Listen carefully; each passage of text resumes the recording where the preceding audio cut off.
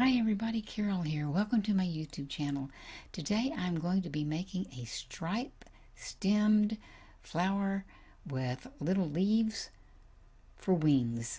So you'll see what I'm talking about here.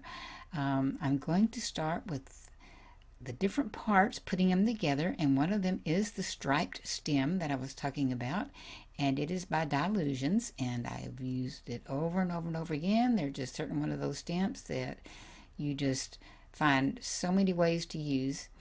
I have made a version of this card, not this card, but these flowers, two different times, but they are different, but kind of alike.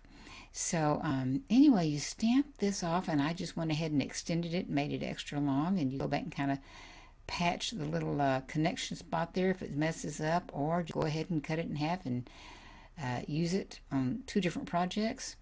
But that's what it looks like all stamped out. Now, I drew and made a little pattern for a flower, and I'm tracing around it, but you can also certainly just freehand draw a flower like that. And then I'm going to make a smaller flower to sit on top of that. And again, I'm just freehanding it, two different sizes. And I'll cut it out and show you how the process goes. These are out of pinks, but I've made them out of many, many, many colors. And so I'm going to cut up the medium flower there and show you how I go put it right on top. What really makes these pop and stand out is to go around the edges with the noodle ink. It's amazing the difference it makes. Even these little small pieces, it still makes a difference. And I use a makeup sponge.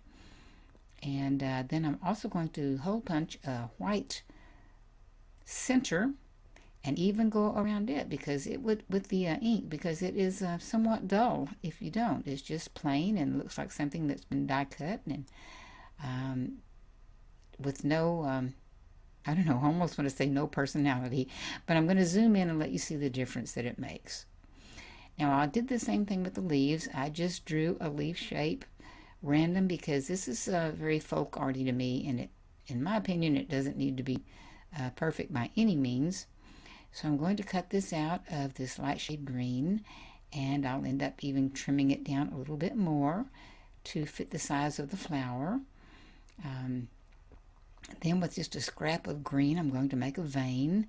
I just start at a point, make a curvy line, and then do the same thing on the other side. And I don't try to make them match or again be perfect. It's just something to add dimension and color, and it makes a lot of difference. I like it better than just drawing a dark green line down the middle with a colored pencil or a marker.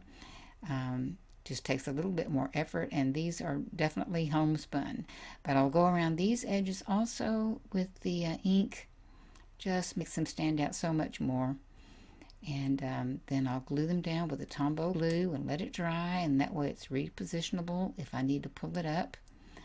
And I'll flip it over and cut off the excess.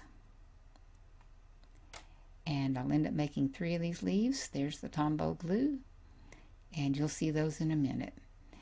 Now quickly, I'll just show you how I did a little sky background with the wispy clouds. I keep these little packets of sponges of the different colored blues that go with the ink, and I just made this pattern. See up close, I used a stamp, a very simple stamp of clouds, stamped 2 close together, and then just cut out the top edge and made it look like one large cloud. And I've done different sizes, and you can see some of them, and I just go around.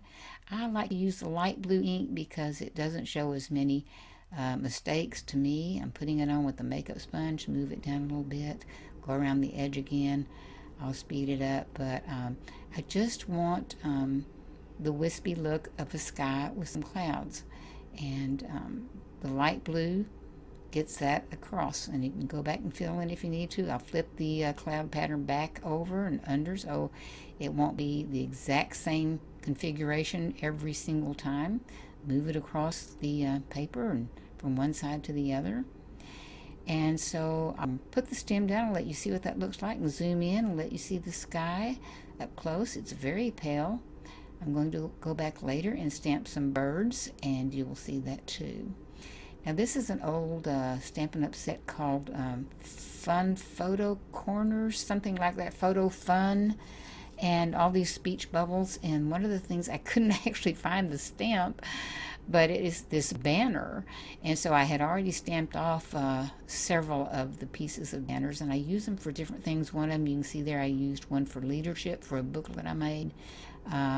It's very versatile. You could write happy birthday on there, but I did the quote of Abraham Lincoln with my brush lettering that said, "Whatever you are, be a good one."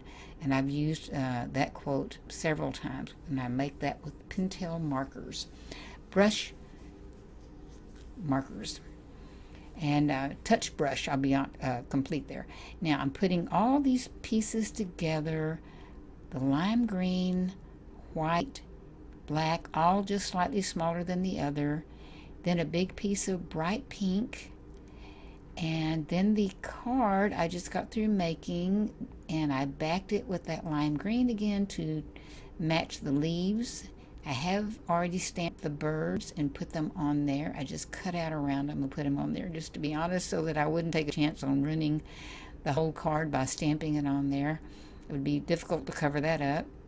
Now, this little green rectangle matches the center vein of the leaves.